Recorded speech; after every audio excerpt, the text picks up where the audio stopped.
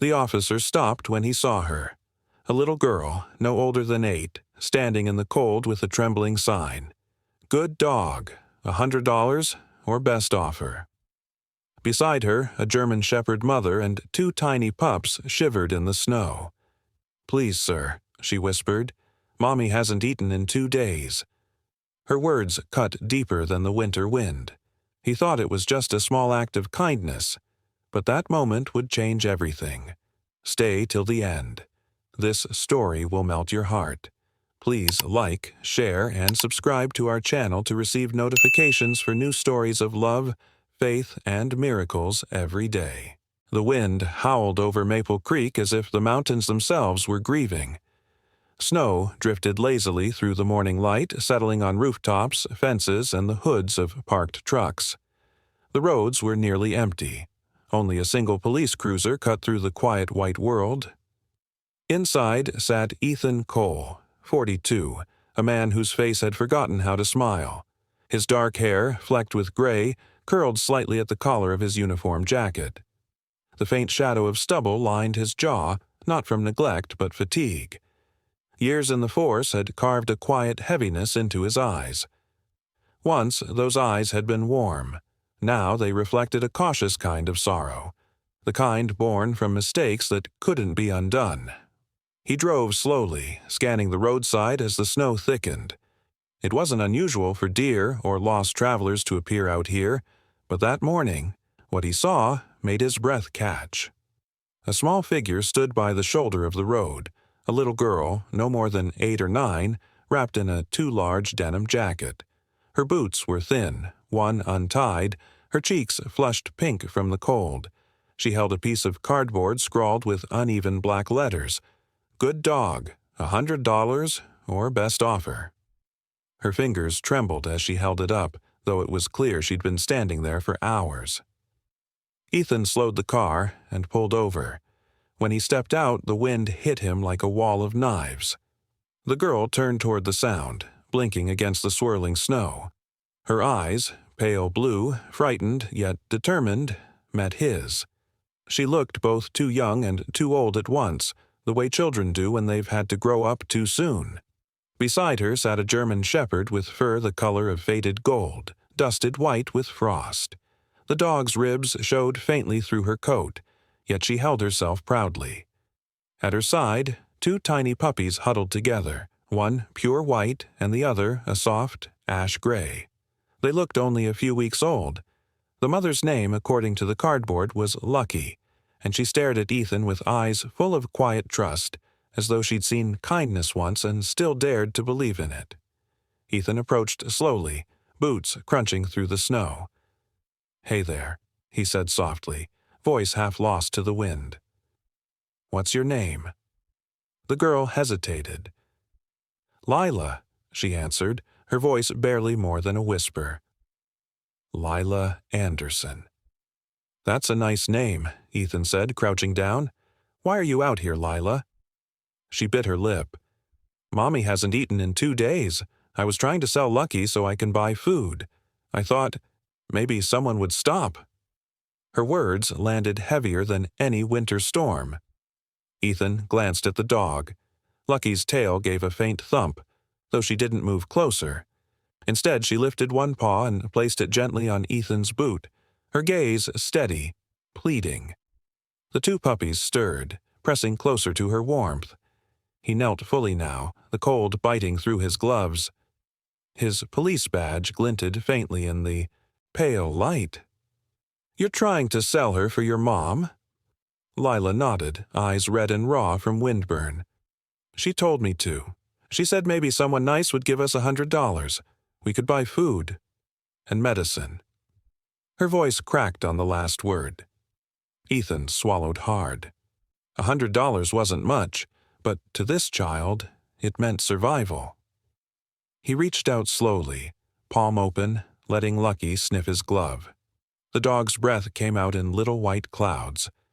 Beneath her frost-covered fur, Ethan could feel the tremor of exhaustion. "How long have you been out here?" he asked. "Since the sun came up," Lila said. "Mom said not to go far." She looked toward the tree line where an old dirt road disappeared into the woods.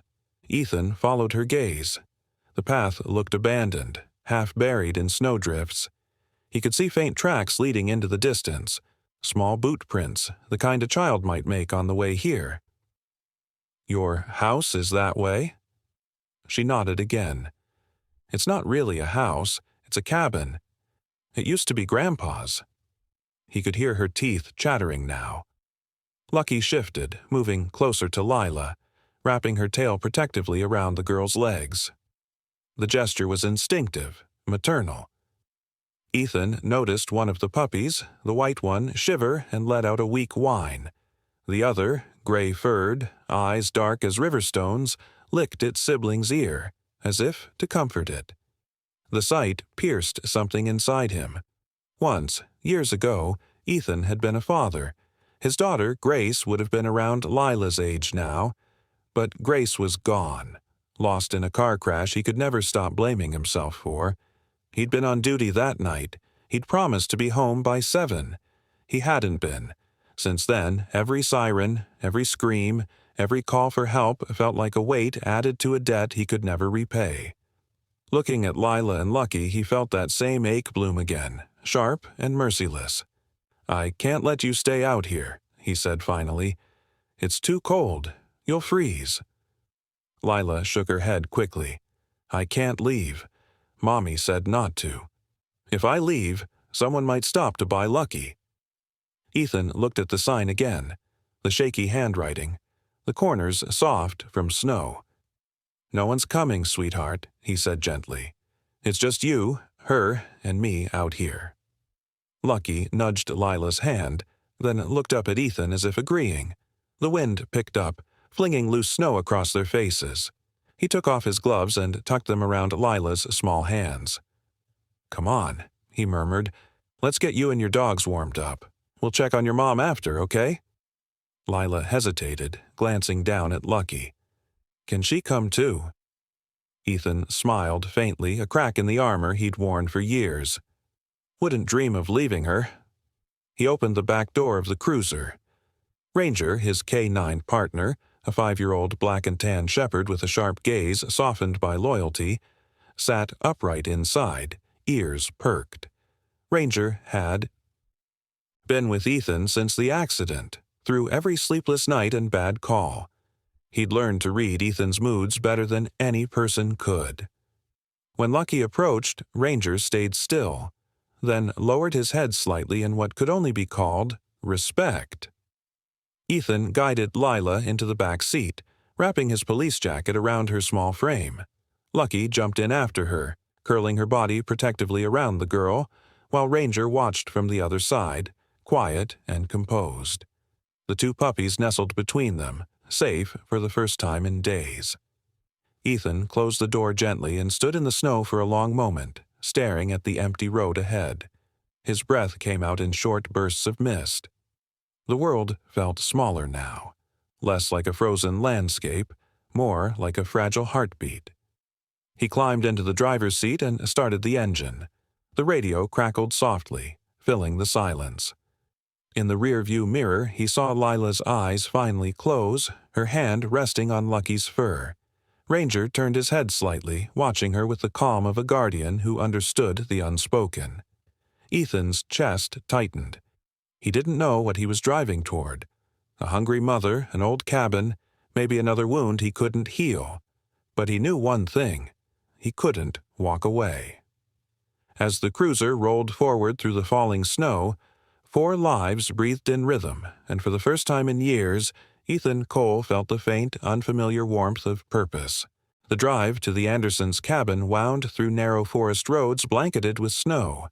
Pines leaned heavy under the white weight, their branches whispering against the cruiser's roof as Ethan Cole steered carefully through the icy turns. Inside, the heater hummed weakly. Lila sat quietly in the back seat, her small hands resting on Lucky's fur. The German shepherd's head lay across her lap, eyes half closed, while the 2 puppies slept between them, their tiny chests rising and falling in rhythm. Ranger, in his usual seat, kept his amber gaze fixed on the girl. a silent guardian watching over a fragile guest. Ethan glanced at the rearview mirror again and again. The sight tugged at something deep in him, a memory of Grace, his daughter, sleeping the same way on long drives home years ago. He forced the thought away, focusing on the snow-covered trail ahead. After nearly 20 minutes, the trees opened to reveal a clearing and a cabin that looked half swallowed by frost. Its roof sagged in the middle, and smoke no longer rose from the rusted chimney. The porch steps were broken, and a single lantern flickered weakly by the door. Ethan parked the cruiser and stepped out. The cold bit at his face as he rounded the car, helping Lila down. She stood small against the white world, clutching Lucky's collar for balance. "This is it," she murmured, her breath forming pale clouds. Ethan nodded, leading her toward the creaking porch. The boards groaned under his boots as he knocked. No answer. He tried again, louder. From inside came a faint cough, dry, shallow, and human. When the door opened, a woman appeared, wrapped in an old blanket that once might have been blue. Her skin was pale, lips cracked from cold and dehydration. Her hair, long and chestnut brown streaked with gray, clung to her temples in damp strands. Her eyes, sunken yet sharp, studied Ethan with weary suspicion. "Who are you?" she asked, voice hoarse. "Officer Ethan Cole," he said gently, lowering his tone. "Your daughter was out by the road. I found her trying to sell her dog." The woman blinked, disbelief flickering across her face before she turned to Lila. "Sweetheart, you didn't." Lila lowered her head. "I had to, Mommy. You haven't eaten." The woman, Martha Anderson, 34 but looking 10 years older, leaned against the doorway, her body trembling from fever. "I told you not to leave," she whispered, half scolding, half pleading. Ethan caught her as she stumbled. Her body felt frail, light as paper. He guided her back inside and closed the door behind them. The cabin smelled of damp wood and ashes. A small stove sat cold in the corner, beside a pile of firewood that had run out long ago. The walls were lined with faded pictures. 2 smiling adults, a little girl, and a boy holding a puppy that might have been Lucky as a pup herself. Now those images were ghosts of warmth the house had forgotten. On the couch, a boy of about 6 stirred awake, clutching one of the puppies to his chest. His hair was dark, sticking up in every direction, and his cheeks were hollow from hunger. "Mom?" he croaked. "Is that the police?" "Yes, Tommy," Martha whispered, her voice breaking. "This man helped Lila." Ethan knelt near the boy. "Hey there, champ. You keeping everyone safe?" The boy nodded solemnly. "I tried, but the stove stopped working. Lucky kept us warm." His hand stroked the puppy gently, eyes bright with a strange calm that only children under pressure could have. Ethan smiled faintly, though something inside him twisted. He saw too much of Grace's old courage in that look. He checked the cabin. The refrigerator was empty save for a jar of peanut butter and a half-frozen orange. The sink dripped occasionally, the sound sharp in the silence. He could feel the cold seeping through the thin walls. Martha coughed again, covering her mouth with the blanket. Ethan could tell she'd been sick for days, her breathing shallow, a faint wheeze trailing each inhale. "How long has she been like this?" he asked Lila quietly. "Since before Christmas," Lila said. "She said she'd get better when Dad came back." At the mention of Dad, Ethan froze. "What's his name?" "Ray," Martha rasped before her daughter could speak. "Ray Dalton."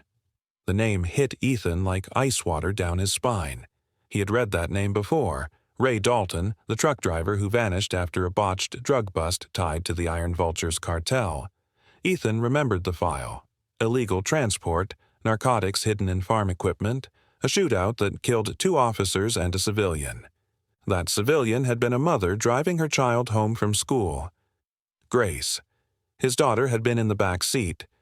He gripped the edge of the table to steady himself. The irony clawed at him.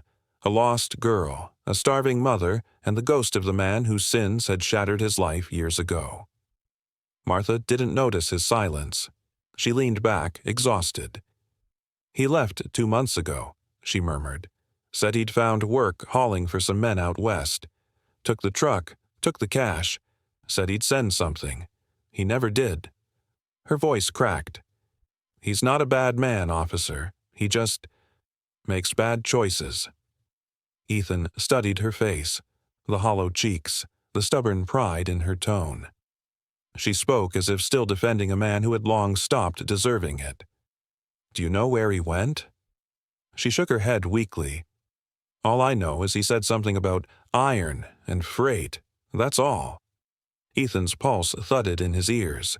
It was confirmation. Ray Dalton had gone back to the only life he knew.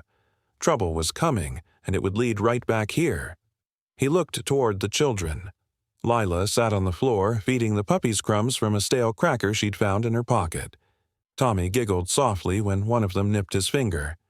The sound, light, innocent, cut through the heaviness of the room. Lucky stood near the door, tail low but eyes alert. She glanced between Ethan and the children, as if measuring whether he was a threat or a chance at salvation. Ranger, ever disciplined, sat beside her. The two shepherds regarded each other silently, a wordless conversation between guardians. Ranger finally lowered his head, signaling calm. Lucky relaxed slightly, her ears folding back in quiet trust. Ethan stepped outside to call dispatch. Snow had started falling again, softer now, almost forgiving. He requested medical assistance for mild hypothermia and supplies from town, blankets, food, a heater. As he ended the call, headlights appeared down the trail. A second cruiser pulled up, and Sarah Moore stepped out. Sarah was 36, tall and lean, her features sharp but kind. Her skin carried the warm tan of someone who worked outdoors, and her shoulder-length auburn hair was tied into a messy ponytail. She had joined the force 5 years ago after leaving a hospital job. Rumor said she'd lost a patient once, a child, and never forgave herself. That grief lingered in her quiet eyes, the same way Ethan carried his own. "What's the situation?" she asked, brushing snow from her jacket. "Malnutrition, sickness, no heat," Ethan replied. "And the father's Ray Dalton." Sarah's brows lifted slightly. "That Ray Dalton?" He nodded grimly. "The one from Iron Vultures." Sarah whistled softly. "Small world, huh?" "Too small," Ethan muttered. They went inside together. Sarah's expression softened when she saw the family huddled on the couch. She crouched beside Martha, her medical training surfacing. "Pulse is weak but steady," she said, placing 2 fingers on the woman's wrist. "She needs fluids and rest." She gave Ethan a brief nod. "We'll keep them warm tonight. Tomorrow I'll take them to the clinic." Ethan nodded, his jaw tight. He set logs in the stove, lit a small fire, and watched the flames catch. Heat began to fill the cabin, golden light flickering across the peeling walls. The children edged closer, smiling for the first time. Lucky curled around them, and even Ranger lay near the hearth, eyes half-lidded in calm. Martha watched Ethan from the couch, her voice faint but sincere. "You didn't have to stop," she said. "I know," Ethan replied quietly. "But I did." Outside, the snow fell in silence, covering the footprints that had led them here. Inside, for the first time in weeks, the cabin breathed warmth again. The morning after the storm, sunlight filtered weakly through the frosted windows of Maple Creek Police Department. The walls, once white, had yellowed with age, and the smell of burnt coffee lingered in the air. Ethan Cole sat behind his cluttered desk, the faint hum of the radiator filling the silence. His uniform hung neatly on the coat rack. He preferred plain flannel and worn jeans when working the early shift, a habit he'd developed since paperwork became harder to stomach in uniform. His face looked older under the harsh fluorescent light. Fine lines cut deep around his eyes, and a faint scar along his chin caught the morning glare. He hadn't shaved since the night at the cabin. Sleep had been brief, haunted by the same dream: headlights, shattering glass, and a child's voice calling his name before everything went black. Ranger lay at his feet, tail flicking occasionally, ears twitching at every sound. The dog's amber eyes tracked Ethan's every movement. On the desk lay a thick folder marked Iron Vultures, closed, inconclusive. Ethan had pulled it from the archives at dawn. He flipped through mugshots, police reports, photographs of burned vehicles and smuggled cargo, grainy evidence from 6 years ago. Among the names highlighted in red, one stood out like a scar: Ray Dalton. He could still picture the man's file photo: square jaw, greasy hair slicked back, a crooked smile that tried too hard to look confident.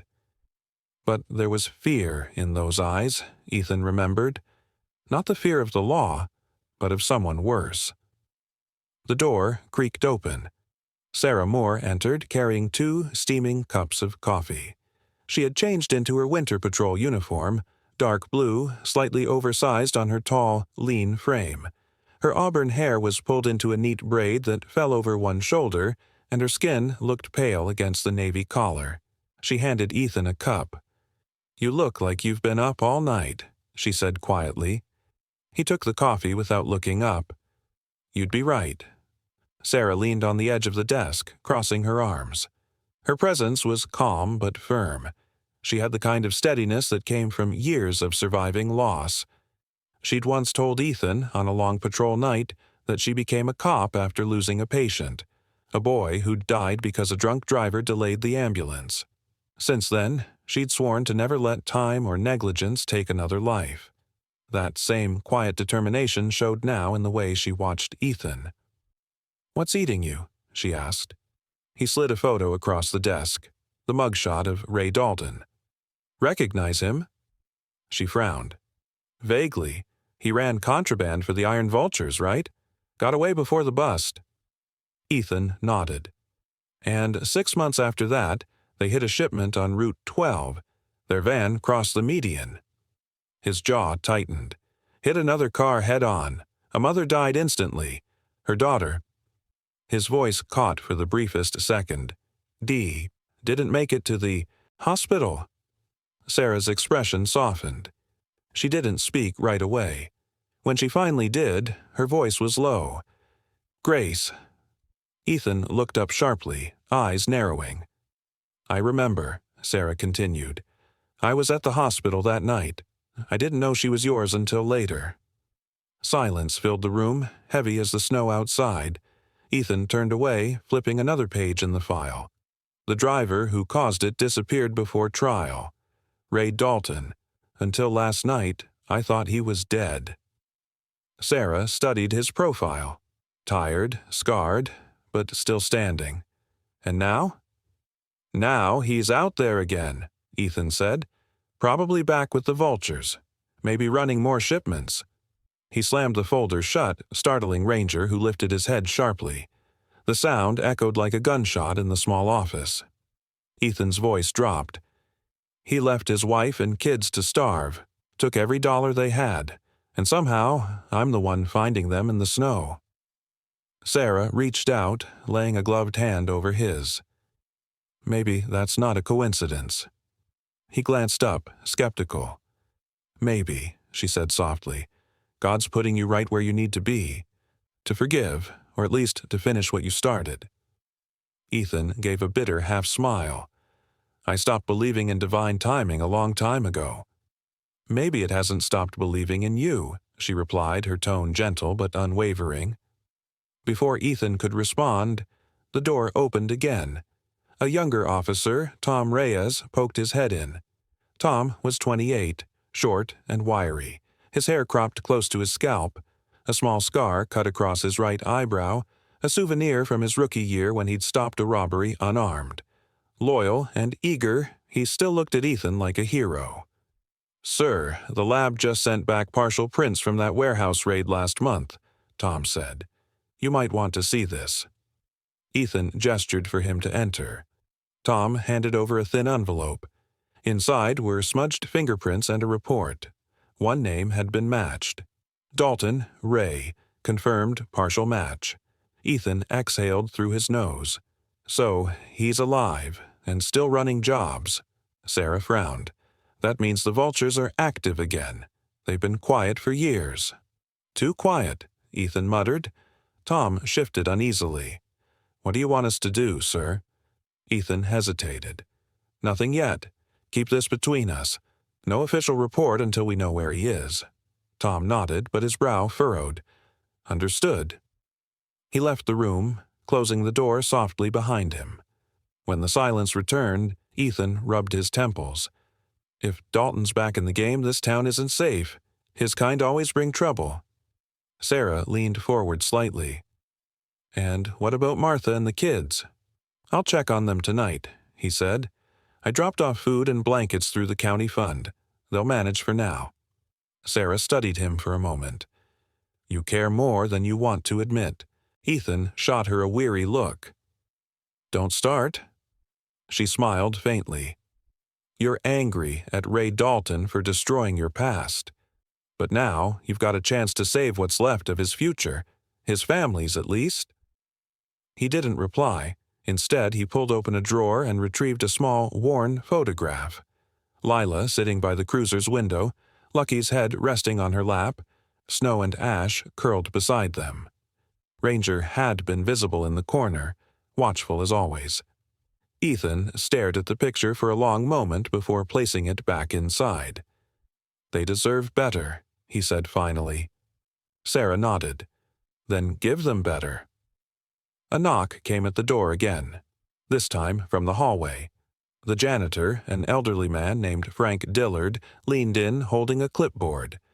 Frank was near 70, with a bent back and a slow gait, but he'd been cleaning the department since before Ethan joined.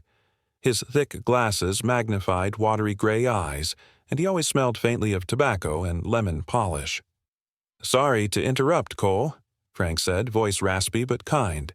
You left your radio in the break room again. Ethan managed a tired smile. Thanks, Frank. Frank nodded, glancing at the open files on the desk. Old ghosts, huh? Ethan's jaw flexed. Something like that. Frank gave a knowing grin. Careful, son. Ghosts have a way of following you home. When he left, Sarah chuckled softly. He's not wrong. Ethan stood, grabbing his jacket. Yeah, well, maybe it's time I stop running. He called softly, Ranger, heel. The shepherd rose immediately, stretching before trotting beside him, obedient and calm. Sarah followed as they walked down the narrow hall lined with faded commendation plaques and a bulletin board full of wanted posters. One of them, the Iron Vulture's emblem, stared back at Ethan like a challenge. A skeletal bird clutching a chain in its talons.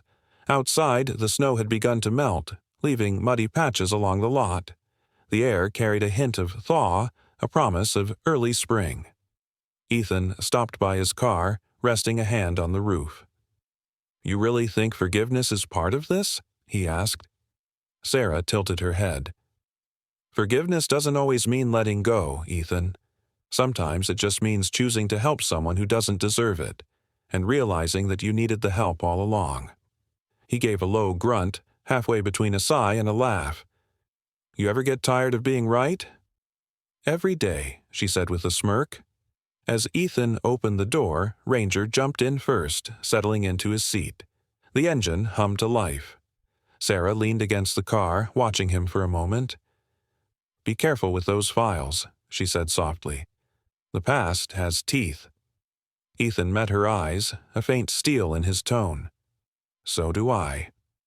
He pulled out of the parking lot, the tires crunching through slush, leaving behind the station, and the ghosts that waited within. The snow had begun to soften by the end of the week, melting into rivulets that trickled down the pine roots and vanished into the soil. The woods around the Anderson cabin no longer whispered with despair, but breathed slowly, like something learning to heal. Ethan Cole parked his cruiser by the old oak tree again, its trunk marked with the faint scratches of time and weather. Ranger jumped out first, his dark fur glistening under the weak sunlight, tail held high. He sniffed the air, then trotted toward the cabin as if it had become part of his patrol route. Ethan followed with a cardboard box full of groceries, canned soup, and some fresh bread from the diner in town. When Martha opened the door, she looked stronger. Her cheeks still pale, but color had begun to return beneath the skin.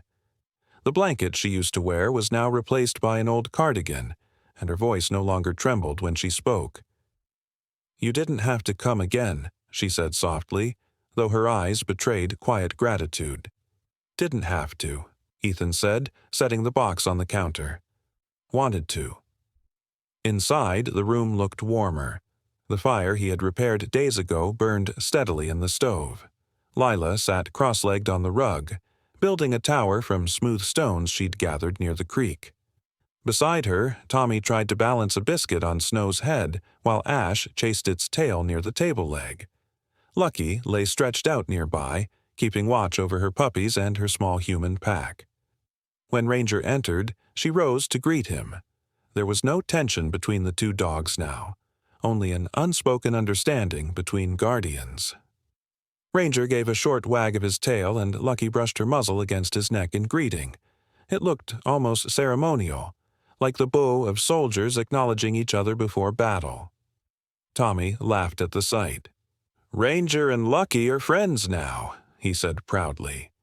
Ethan knelt beside the boy, ruffling his hair. "More than friends," he said. "They're partners." He then began showing Tommy how to strike a match and use kindling properly. The boy's small hands trembled, but his focus was fierce. Martha watched from the table, her expression softening as the spark caught and the fire licked up the wood. "You're good with them," she said. "The children, I mean." Ethan didn't look up. "Used to be a dad once," he said quietly. "Guess some things don't go away." Later that afternoon, Sarah Moore arrived in her county jeep. She stepped out carrying a crate of milk and medicine. Her auburn braid caught the sunlight, and the wind tugged playfully at the loose strands around her face. She wore a heavy brown coat that contrasted with her pale skin and dark gloves that had clearly seen too many winters. As she climbed the porch steps, she smiled faintly at the sight of Ethan sitting with the children. "You always were better with people than you claimed," she said, handing him the crate. He chuckled, dryly. "That's news to me." "Then maybe you're finally learning," she said, her tone half teasing, half sincere. She crouched beside Lila, passing her a bottle of milk. "Drink up, sweetheart. You'll need it to keep up with these two troublemakers." She nodded toward the puppies now wrestling over a wool sock. Lila giggled, the kind of laugh that filled a room like sunlight. Sarah caught Ethan watching and whispered, "It's been a long time since you smiled like that." "Did I?" he asked. She nodded. "Yeah, it's good on you." That evening, after Sarah left, Ethan stayed to repair the broken window latch and the loose boards along the porch railing. Lucky watched him work, occasionally nudging his elbow with her nose when he paused too long. He smiled down at her. "You think I'm slow, don't you?" Ranger barked once from the yard, as if agreeing. Ethan shook his head. "2 against 1, huh?" When night fell, the cabin glowed with the soft gold of the fire. The smell of soup filled the air. Martha and the children ate quietly while the two dogs lay by the hearth, their bodies forming a protective circle around the puppies. Ethan sat on the porch afterward, the cold air biting gently at his face. Ranger lay at his feet, Lucky curled near the doorway with her pups tucked beneath her. Above them, the moon hung low, pale and wide, casting long shadows through the trees. Ethan sipped from his flask, a habit Sarah had scolded him for, and whispered, "You know, Ranger, people hurt each other without meaning to. But you dogs, you just stay." Ranger turned his head slightly, amber eyes reflecting the firelight, as though he understood. Lucky lifted her head, ears twitching at his voice, and for a moment the air felt softer, like forgiveness itself had paused to listen. The next morning, Ethan drove Lila and Tommy into town while Martha rested. It was a rare, clear day, the kind that made Maple Creek almost beautiful again. The kids pressed their faces to the window as they passed the frozen river and the old mill. At the general store, Ethan introduced them to Helen Baker, a short, round-faced woman with silver hair and a motherly demeanor. She owned the shop and was known in town for her endless chatter and her pies that could cure any mood. "Well, look at you two," Helen said, kneeling slightly to their level.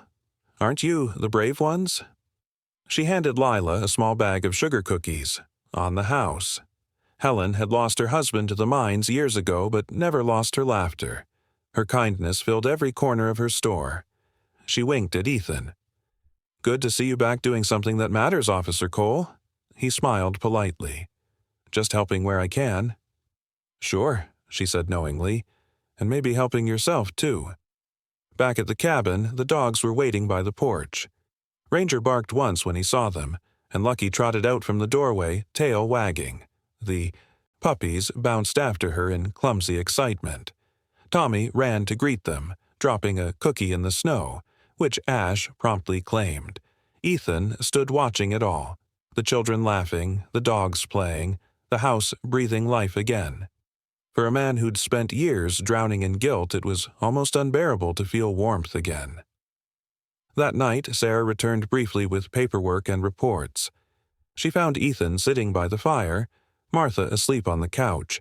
The children had already gone to bed. She handed him a folder. "County aid request. It'll help keep them afloat for now." Ethan took it, glancing over the forms, then looked up at her. "You didn't have to do that." "I know," she said softly. "But I wanted to." They sat in silence for a while, the crackle of the fire filling the gaps. Ranger rested near her boots, Lucky beside Ethan, their tails occasionally brushing. Sarah finally spoke. "You ever think maybe these two were meant to find each other?" Ethan raised an eyebrow. "The dogs or the people?" "Both," she said. Then, after a pause, "Sometimes God doesn't fix what's broken. He just gives us someone else who's broken too, so we can hold the pieces together." He looked at her for a long moment, then nodded slowly. "Maybe." When Sarah left, the snow had started falling again. Soft, quiet, peaceful. Ethan remained on the porch with Ranger at his side. Lucky and her pups lay by the steps, the faint glow of the fire flickering through the window behind them. He exhaled into the cold, watching his breath fade into the night. Somewhere deep inside, the ache that had defined him for years began to loosen its grip. The past hadn't vanished, but for the first time, it didn't own him. Inside, Lila stirred in her sleep, murmuring something about sunshine. The two puppies yawned, curling tighter against their mother. Ranger lifted his head one last time, scanning the tree line before lowering it again, content. And Ethan Cole, weary but no longer empty, whispered to the quiet night, "Yeah, maybe loyalty's the closest thing we have left to grace." By nightfall, the snow had turned violent, thick, wind-driven sheets that erased the shape of everything they touched. The sky hung low and gray, the air cutting through cloth and bone alike. Ethan Cole sat in his cruiser at the edge of Maple Creek, the windshield wipers barely keeping pace. He was supposed to be heading home, but something in his chest refused to let him. Ranger shifted restlessly in the passenger seat, his breath fogging the glass. The German shepherd's ears flicked toward the radio, which crackled with static before a voice came through. "Dispatch to all units. Possible sighting of Ray Dalton near Miller's Ridge. Suspect believed armed and intoxicated." Ethan's fingers tightened around the steering wheel. His reflection in the glass looked harder now, older, like a man meeting the ghost he'd been chasing for years. At the same time, miles away, the storm pummeled the forest around the Anderson cabin. The wind screamed through the cracks, shaking the windows and rattling the loose boards Ethan had repaired. Inside, Martha Anderson tried to keep the fire alive, her hands trembling from fever and fear. Her children were asleep under layers of blankets, and Lucky lay curled beside them, her body shielding snow and ash from the cold. The lantern flickered as the wind howled louder. Then, from outside, came the crunch of boots on frozen snow. Martha stiffened. The door handle moved, slow at first, then violently. She gasped as it burst open. A figure stumbled in, coated in ice and darkness. Ray Dalton had returned. His once clean-shaven face was hidden behind an uneven beard, his eyes bloodshot and glassy. He wore a torn leather jacket with the faded emblem of the Iron Vultures barely visible on the back. The smell of whiskey clung to him like rot. He looked thinner than the photo Ethan remembered, but more dangerous for it, like a starving wolf. "You got what's mine, Martha," he slurred, slamming the door shut behind him. "Where is it?" "Ray," she whispered, clutching the edge of the table to steady herself. "The kids. Please, keep your voice down." His eyes flicked toward the small forms under the blankets. "You think I care about your kids now?" He stepped closer, the wood creaking beneath his boots. "They ain't even mine anymore. You and them. Just debts I left behind." He pointed toward the floorboards with his gun. "I know what's under there. The Vultures told me. The money from the Reno job. Where is it?" Martha's face went white. "There's nothing left, Ray. You took everything." "Not everything," he snarled, grabbing her by the arm. The sudden bark shattered the moment. Sharp, fierce, defiant. Lucky leapt between them, hackles raised, teeth bared. Ray stumbled back, cursing. Martha took the chance to shove him away and scream, "Lila, take Tommy, run!" The children woke, crying, confused, but Lila didn't hesitate. She grabbed Tommy's hand and bolted. Through the back door, the cold slamming into them like a wall. Lucky followed close behind, snow and ash struggling through the drifts. Behind them, Ray's voice roared from inside.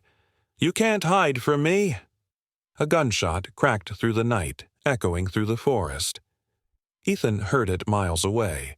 The sound cut clean through the wind. He met Ranger's eyes. No words were needed. "Let's go." He gunned the engine, the cruiser fishtailing as it tore down the icy road. In the woods, the children stumbled through the snow, crying for their mother. Lila tried to stay brave, clutching Tommy's hand tight, her breath coming in ragged gasps. Lucky ran ahead, barking wildly, her fur crusted with frost. She turned suddenly, looking back at Lila as if urging her to stay hidden, then sprinted into the blizzard. The puppies whimpered, confused but obedient, staying near the children. Ethan's headlights caught movement by the trees, a dark blur against the white storm. Lucky appeared in the middle of the road, barking frantically, eyes wide with purpose. Ethan slammed the brakes and jumped out.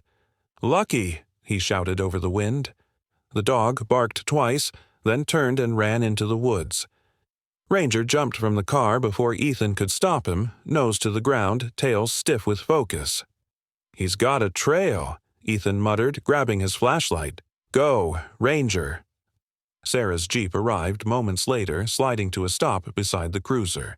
She stepped out, coat whipping in the wind. Her braid was half undone, her face flushed from the cold. "What the hell's going on?" "Ray Dalton," Ethan said. "He's at the cabin. The kids are in the woods." Sarah's eyes hardened. "Then what are we waiting for?" They followed the dogs through the storm. Snow lashed at their faces, the beam of Ethan's flashlight slicing through the white chaos. Ranger led the way, barking once every few seconds to keep Lucky in earshot. The two dogs moved like phantoms through the dark, their footprints vanishing behind them as fast as they appeared. Sarah stumbled once, catching herself on a branch. "You think we're too late?" "Not if they're still barking," Ethan said, voice rough with determination. They reached the clearing just as a second gunshot split the night. The cabin door hung open, light spilling out into the snow. Ethan motioned to Sarah to stay low. Inside, Ray was pacing, muttering to himself, waving the gun wildly. His eyes were feverish, his hands shaking. "You think you can steal from me?" he growled. "You and that cop, you think I don't know?" Ethan's voice cut through the storm. "Ray!" Ray turned, startled. "Cole," he spat. "I should have known. You never could let things go." Ethan stepped inside, gun drawn but low. "Put it down, Ray. Nobody has to die tonight." "Easy for you to say," Ray sneered. "You already lost everything." His finger twitched on the trigger. Then, Lucky moved. She lunged from the shadows just as the gun went off. The bullet struck her shoulder and she yelped in pain but didn't stop. She slammed into Ray's chest, knocking him off balance. Ranger was there a heartbeat later, a dark blur of muscle and fury. He tackled Ray to the floor, teeth snapping near the man's wrist until the gun clattered away. Sarah rushed forward, grabbing the weapon and kicking it aside. "Don't move," she barked, voice sharp as steel. Ethan knelt beside Lucky, pressing his hand to her wound.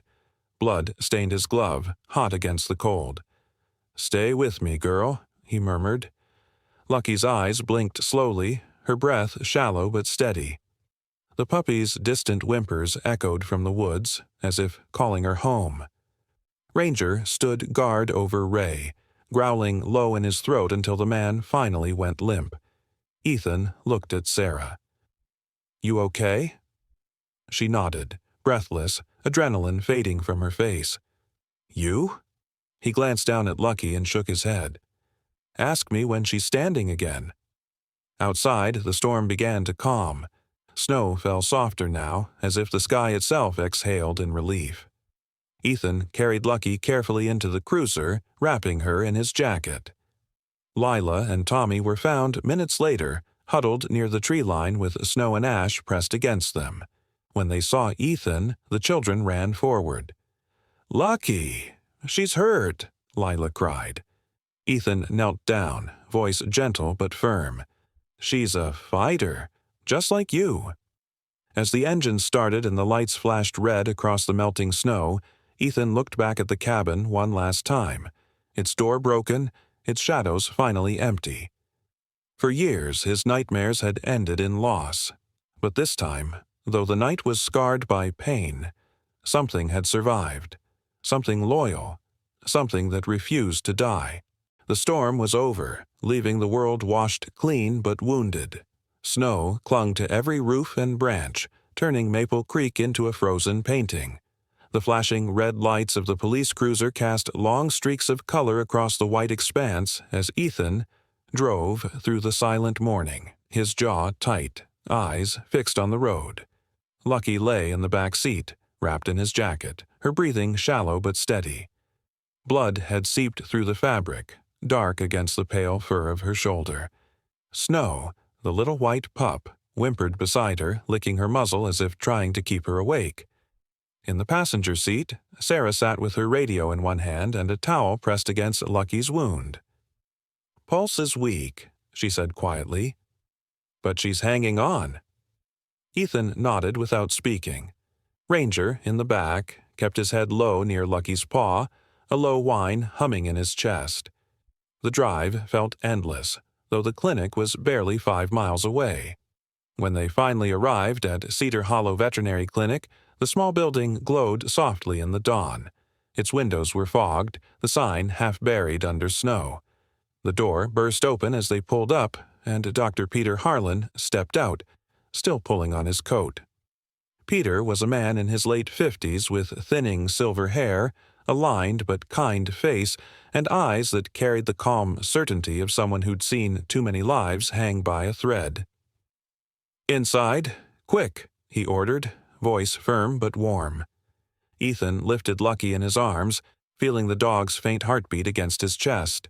Inside, the clinic smelled of antiseptic and hay. Metal tables gleamed under the light, and the air buzzed faintly with the sound of heaters fighting off the cold. Peter worked fast, his movements efficient but gentle. "Bullet missed the heart," he murmured, examining the wound.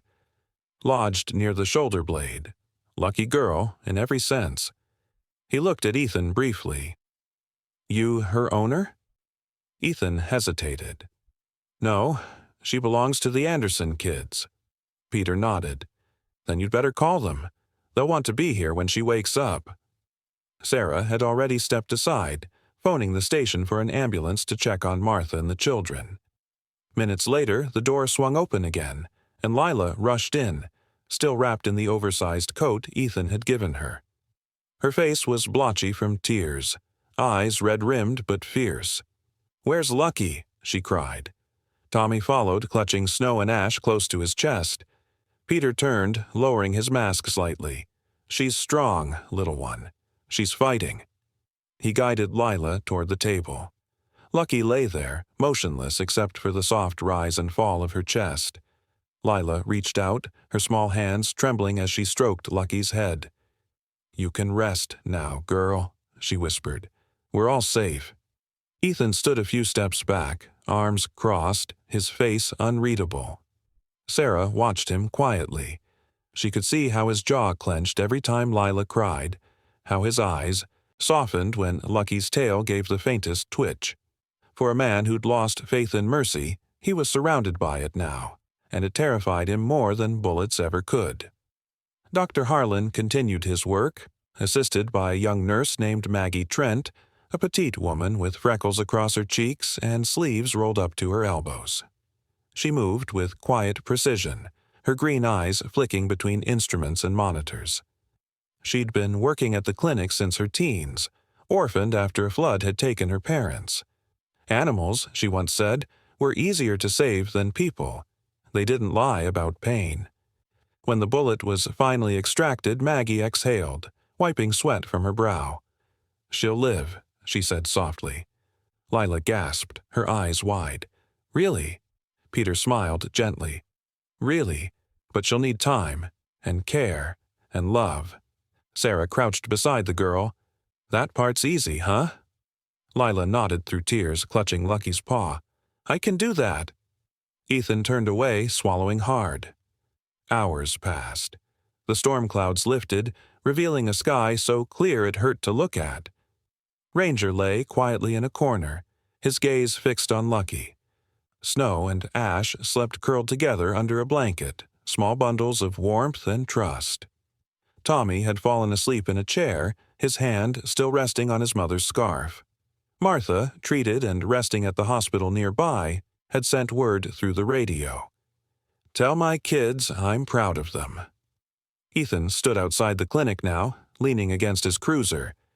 The sun had begun to melt the icicles hanging from the roof. Sarah joined him, holding 2 paper cups of coffee. "You should go home," she said. "You haven't slept in 2 days." "I've been worse," he replied, taking the cup. His hands shook slightly as he sipped. Sarah studied him for a moment. "You know," she said, "I think she saved more than one life tonight." Ethan didn't answer at first. "She reminded me what it looks like," he said finally, "when someone refuses to give up." He looked at her, eyes tired but alive. "I'd forgotten what that felt like." Sarah smiled faintly. "Welcome back, Ethan." Inside, Lucky stirred. Her ears twitched first, then her eyes fluttered open. The sound that came next, a faint whimper, sent Lila running to her side. "She's awake!" she cried, laughter mixing with tears. Snow and Ash yipped in excitement, their tiny tails wagging so fast they blurred. Lucky tried to lift her head, and Lila helped her, careful and tender. The dog's gaze met Ethan's through the glass window. For a moment, neither moved. Then Lucky blinked slowly, as if saying thank you. Ethan felt something shift inside him, something deep and long dormant.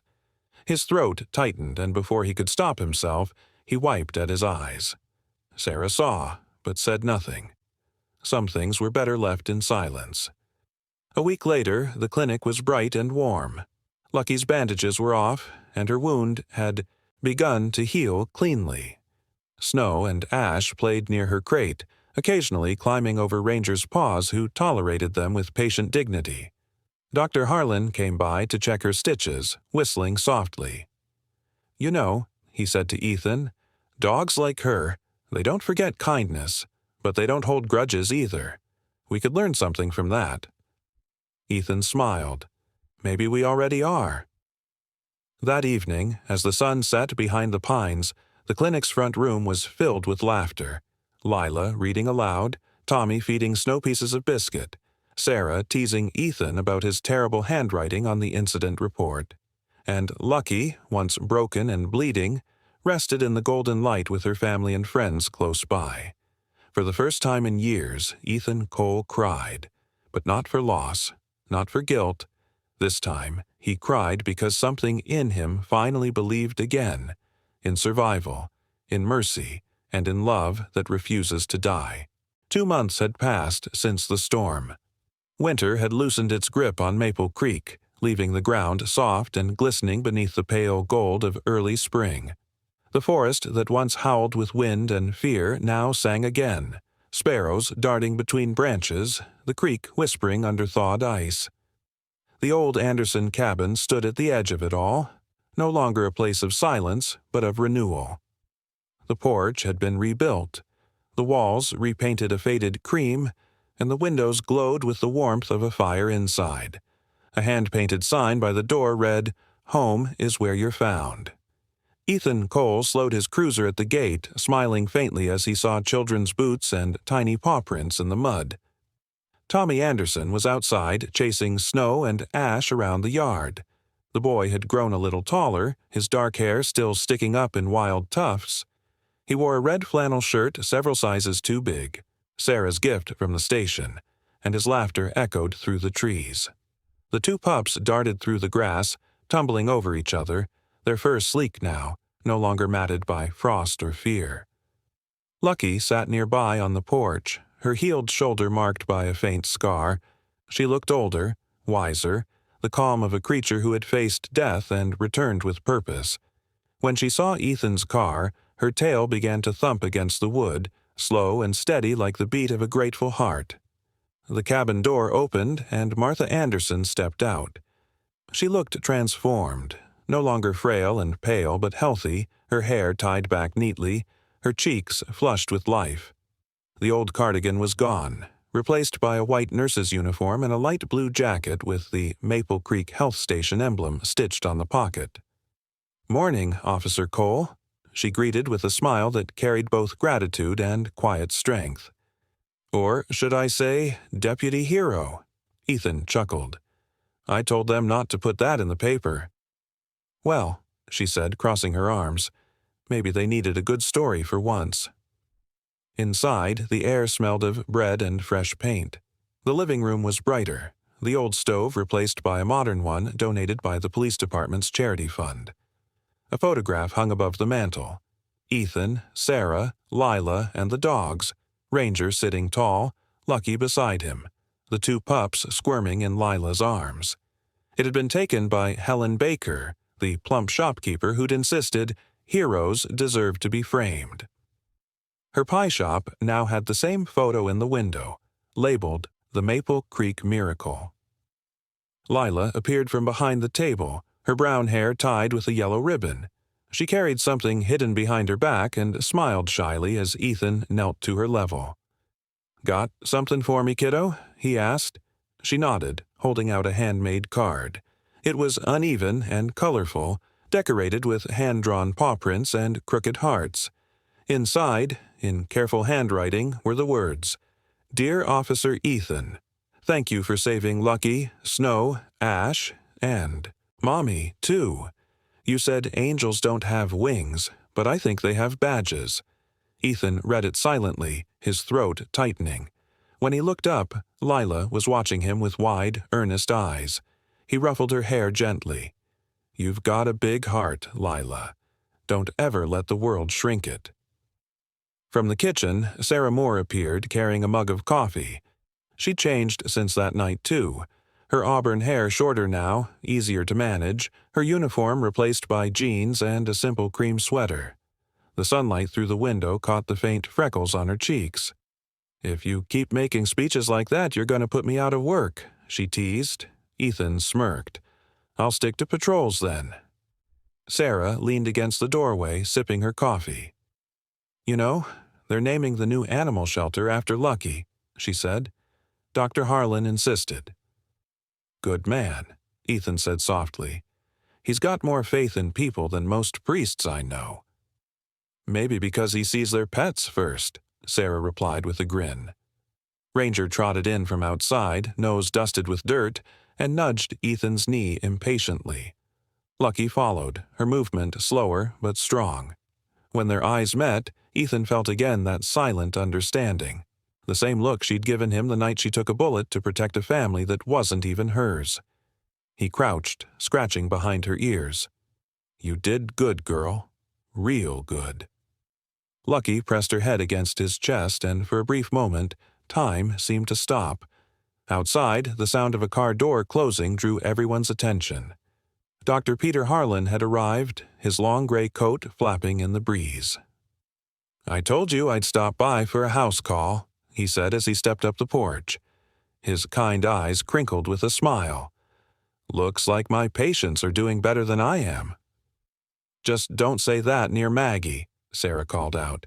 "She'll make you eat your own vitamins." Peter laughed. "That woman's more terrifying than a blizzard." "She keeps you alive, doesn't she?" Ethan said. "Only out of professional obligation," Peter replied dryly, but the twinkle in his eye gave him away. The afternoon passed with laughter and the smell of warm food filling the cabin. Tommy built a small wooden fort with Ethan's help, while Sarah and Martha traded stories about their new work at the health station. Ranger and Lucky lay side by side in the yard, watching over Snow and Ash as they played in the grass. The two older dogs occasionally lifted their heads to exchange a low rumble, something between a sigh and a song. As evening fell, the horizon turned gold. Ethan stood on the porch, watching the sun dip behind the tree line. Lila joined him, holding her card again. "Do you think Lucky remembers what happened that night?" she asked. Ethan thought for a long moment before answering. "Maybe not everything," he said, "but she remembers how it felt. Dogs always remember love. They just forget the pain faster than we do." Lila nodded thoughtfully, then slipped her hand into his. Ranger padded up beside them, tail wagging lazily. Lucky followed, her pups curling up at her feet. The light of the setting sun caught in her eyes, making them gleam amber gold. In that reflection, Ethan saw everything. Loss and hope, forgiveness and faith, all woven together like threads of dawn after a long night. He smiled quietly, whispering, "You kept your promise, didn't you, girl?" And as the last light of day faded into a gentle dusk, the small cabin by the creek glowed against the horizon, its windows like beacons, its laughter like prayer, and the hearts within it beating in quiet harmony with the land they'd all fought to save. In the quiet town of Maple Creek, where pain once lingered like frost, love and faith returned through the loyalty of a wounded dog and a man who had forgotten how to believe. Perhaps miracles aren't thunder or light from the heavens. Sometimes they're a heartbeat that refuses to stop, a small act of kindness that changes everything. In every home, in every heart, God still works quietly through mercy and courage. If this story touched your soul, share it with someone who needs hope today. Leave a comment, subscribe to our channel, and help us spread these stories of grace and redemption. May God bless you, protect your loved ones, and remind you that even in your darkest winter, His light is never far away.